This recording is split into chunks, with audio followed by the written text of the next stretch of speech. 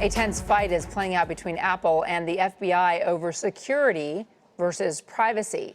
Apple is refusing to unlock a phone owned by one of the San Bernardino killers. Syed Farouk and his wife Tashfeen Malik killed 14 people in December. Investigators think Farouk's iPhone could hold crucial information. But Apple's CEO says what the FBI is asking for is dangerous. In a letter overnight, Tim Cook wrote, Apple is challenging the FBI's demands with the deepest respect for American democracy and a love of our country. Ultimately, we fear that this demand would undermine the very freedoms and liberty our government is meant to protect. CNET senior editor Jeff Bakalar joins me now. Not just that, you had the president's White House press secretary today trying to outline the DOJ's stand here, and he said, look, they're not asking for an overall backdoor that could be used at any time. They're asking for access to this one phone. What is exactly so important, and what's blocking the FBI from getting what it needs off of this one phone? So the reason why let's take a step back, it can't just be this one phone. The second they unlock this one phone, they are unleashing the potential for people who have other nefarious motivations to essentially unlock any iPhone. Okay, does the technology exist right now for Apple to unlock the phone in the way the government wants? So Apple says no, they would have to create that. That doesn't exist for the very purpose of it not spreading and getting into the wrong hands. Is it, in your understanding, is it normal for tech companies to be ordered by the FBI to help them solve cases? Tim Cook says this is unprecedented. Never before has the government sort of gone to a company and say, hey, we need you to breach the privacy of potentially their entire consumer base. And that is the absolute crux of this situation.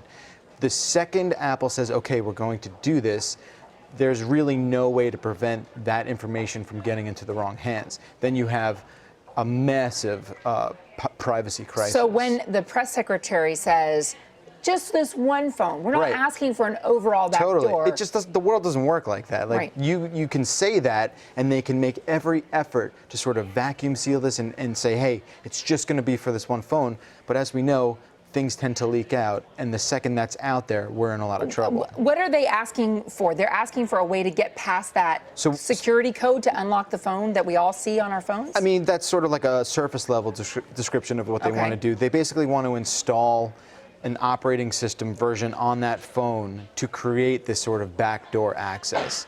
Once that software is in place, like we've said, it will sort of create this situation, this potential situation where that can get into the wrong hands. Am I wrong, or I thought the FBI and the CIA and all of these intelligence agencies had top-level IT coders and software guys who could crack anything that they needed to crack? They don't. Apple is in the business of protecting its consumers' information and their privacy, and this is really where these two sides meet. And I think there's a lot of sort of misinformation and confusion about what exactly is possible. Apple's biggest interest is protecting the identities and information and privacy of its users. And if it invents a way for the government to get into this one phone, the technology then exists for China to get into the phones of human rights or government dissidents, for Russian hackers to get in and take our identities. You're opening a Pandora's box. There's really they would basically have to start from scratch. We'd all have to shift over. It would never practically play out in a way that would be secure for everyone involved. Is Apple going to face a backlash? I mean, I was just having drinks with a friend the other night who we were talking about WhatsApp and these other dark apps that really, people like me heard of them first post Paris terror attacks.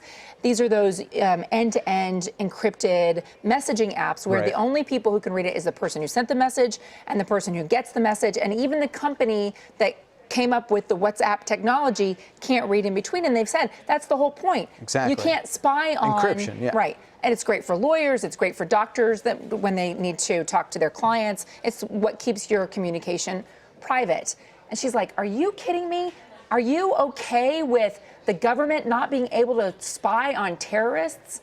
And, like when you put it like that, is Apple going to face a backlash from people who value security more than liberty? Perhaps. I mean, you really have to put yourself in their shoes, I guess. I know that's not a super easy thing to do. They're this massive multi-billion-dollar conglomerate. But from where they're coming from, they're saying, look, if we let this out, we will knowingly, with everyone sort of having this warning that they're giving out, saying, look, the second we do this, it's over. There's no coming back from this. So I think there's a bit of responsibility that they're sort of getting out in front of and saying, look, this is something we're going to stick to our guns with. We've been cooperative up until this point. You understand why we can't take this next step. By the way, then you're going to have other, like I said, these messaging apps and other companies, Android, Google, whatever. It's always. Of course, it's always this cat and mouse game, right? Yeah. The people who want to stay hidden on the internet will always have a way to stay hidden. I don't think that's something that we're ever going to really be able to wrap our sort of grip around on the internet. So, I think the way you have to look at it with Apple is Apple saying, look, we are the owners. We have so many millions and millions of consumers that use our products. You realize what kind of colossal breach in security this would result in if we were to do this. Jeff, great to talk to you. Thanks for laying it out for us.